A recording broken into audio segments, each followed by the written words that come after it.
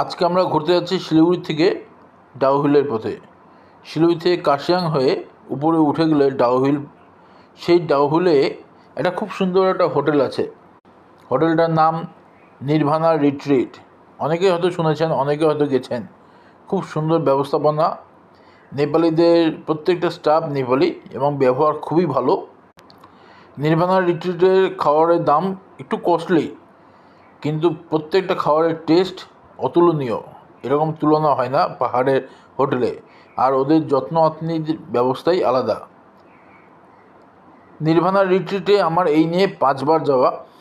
আমি এর আগে অনেকবার গেছি, যখন দার্জিলিংয়ে কাজে গেছি, যখন কার্শিয়াংয়ে কাজে গেছি, নির্ভানা রিট্রিটকে আমি বেশি অ্যাভেল করেছি। নির্ভানা রিট্রিট পাহাড়ের মধ্যে সবথেকে ভালো হোটেল। সুস্থভাবে, শান্তিপূর্ণভাবে থাকার খুব সুবন্দোবস্ত আছে নির্ভানা রিট্রিটে। নির্ভানা রিট্রিট থেকে কাঞ্চনজঙ্ঘা খুব সুন্দর দেখা যায়। নির্ভানা রিট্রিটের পাশেই ঝাউ গাছের বন, অটোমেটিক পাইন বন নির্ভানা রিট্রিট অবশ্যই অ্যাভেল করা উচিত। তো চলুন আমার সাথে আজকে কার্শিয়াংয়ের ডাউহিলে অবস্থিত হোটেল নির্ভানা রিট্রিট ঘুরে আসা যাক। আমি আমার পরিবারে, আমার বউ এবং আমার বাচ্চাটাকে নিয়ে নির্ভানা রিট্রিট যাচ্ছি।